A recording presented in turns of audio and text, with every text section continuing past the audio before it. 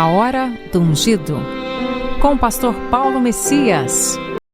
Olá, meus amados irmãos e irmãs, a quem vos saúdo com a graça e com a paz do Senhor Jesus.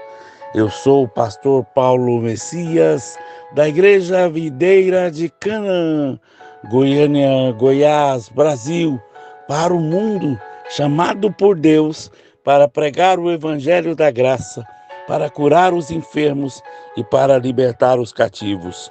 Mas antes de orar por você, eu queria compartilhar com você uma palavra poderosa que tem como título: Oferecendo a Deus uma vida frutífera.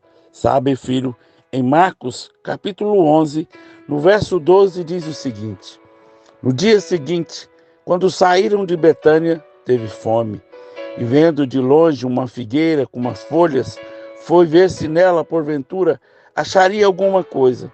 Aproximando-se dela, nada achou, senão folhas, porque não era tempo de figos. Então lhe disse Jesus: Nunca mais, jamais coma alguém fruto de ti. E os seus discípulos ouviram isto. Aleluia! Preste atenção. Jesus teve fome. Há somente 3 registros nos evangelhos de que Jesus teve fome. O primeiro dele foi depois de 40 dias de jejum e oração no deserto. Depois de jejuar por 40 dias e 40 noites, teve fome. Mateus capítulo 4, verso 1. O segundo foi quando ele disse aos discípulos: Uma comida tenho para comer, que vós não conheceis. João 4, 32. E o terceiro, quando voltava de Betânia para Jerusalém. Daí, por sorte, no seu caminho, estava aquela figueira. A Bíblia diz no relato de Mateus que ele estava à beira do caminho. Olha, você tem aqui uma combinação extraordinária. O mestre do universo, o criador de todos os seres vivos, o divino agricultor com fome, e no seu caminho está uma figueira cheia de folhas verdinhas, promissoras, bem à mão. Como dizem, chegue mais perto, faça o seu pedido, pegue o que precisa, mate a sua fome. De repente, o inesperado acontece. Jesus chega à figueira, olha de um lado, de outro, bate num galho aqui, no outro acolá, e nada acontece. Ele não acha nada, nenhum fruto. Vamos aprender algumas lições a respeito desse texto. A primeira delas: o problema dessa figueira não era não ter figos, mas dar a aparência de tê-los. No verso 13, ele atraía pessoas com uma imagem bonita, folhas verdes, parecendo saudável, mas o que parecia ser uma promessa acabou numa frustração. Todos os nutrientes extraídos da terra, suas energias, eram usadas para alimentar a sua beleza exterior, porque aquela figueira só tinha aparência e era uma figueira sem frutos. Saiba, meu amado irmão, minha amada irmã, ter aparência e não ter um comportamento santo, não ter frutos diante de Deus, é pecado. A segunda, a figueira é a única árvore frutífera que produz fruto antes das folhas. Uma curiosidade sobre a figueira nos permite entender por que tal árvore foi utilizada por Jesus como exemplo de que o pecado provocava em Israel.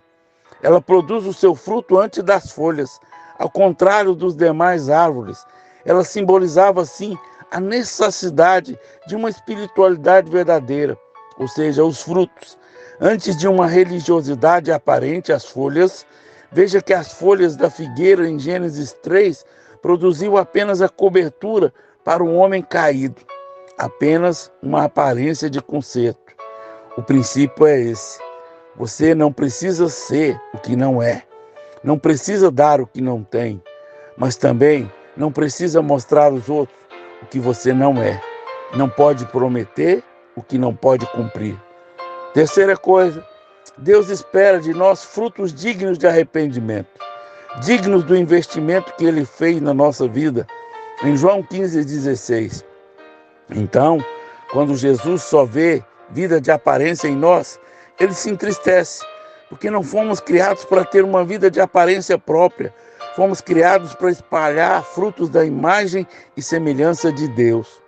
pelas ruas do nosso bairro, mudar a realidade da nossa cidade, alcançar nações para o Senhor Jesus. 4.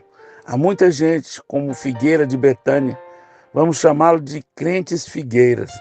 2 características de crentes figueiras: eles estão cheios de folha verde, são atraentes, estão à beira do caminho, você pode vê-los facilmente.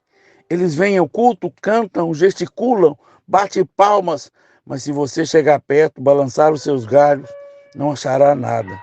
Não há fruto algum em sua vida. Quantas chuvas de bênçãos cobriram, quanto orvalho de graça caiu sobre eles, mas tudo foi usado em proveito próprio. Nem um fruto produzido, nem um serviço oferecido, só aparência. Jesus disse que quando produzimos frutos que permanecem, seremos ouvidos e atendidos pelo Pai em todas as nossas petições, a fim de que, em tudo em que meu nome pedires ao Pai, Ele vos conceda. João 15,16. O meu desejo agora é que você entre em crise. O meu desafio é que produza um fruto que permaneça, ganhe uma alma até o final desse ano. Veja a sua vida transformada, ganhe uma alma para Jesus, consolide na fé, discipule e envie. Tudo será mudado na sua vida. Essa mensagem é sobre o que eu posso servir ao meu Senhor, caso Ele tenha fome e precise de mim. Muitos estão perguntando: o que eu posso oferecer a Ele? Como eu posso oferecer a Deus uma vida frutífera? Porque no fundo, o nosso Deus tem fome e sede. Essa é a fome e a sede por almas. Jesus deu a sua vida pelo homem e quer vidas como consequências da sua semeadura. Aleluia! Glória a Deus, que eu e você possamos ser frutíferos na casa de Deus. Vamos oferecer uma vida frutífera a Ele. Vamos orar? Vamos falar com Deus? Pai, graças te damos, Senhor, por essa revelação. Que a cada dia, eu e meus irmãos que estão me ouvindo através do canal do YouTube, possamos ser instrumento nas tuas mãos. Dá-nos sabedoria, dá-nos capacidade para pregar a tua palavra com ousadia, com intrepidez. Que o Espírito Santo nos leve a fazer a vontade do Senhor, livrando da apatia, da indiferença, livrando-nos de todo o mal. Eu oro abençoando cada um que estão sintonizados nesse canal, ouvindo essa palavra, recebendo vida. Deus abençoe em nome de Jesus. Amém, amém e amém. Meu amado irmão, minha amada irmã, você que foi abençoado por essa palavra, comente aí no nosso canal, nos ajude a divulgar, para que mais e mais pessoas sejam alcançadas pelo Senhor. Eu creio que Deus quer alcançar muitas vidas e fazer delas frutíferas. Se você foi abençoado, comente aí.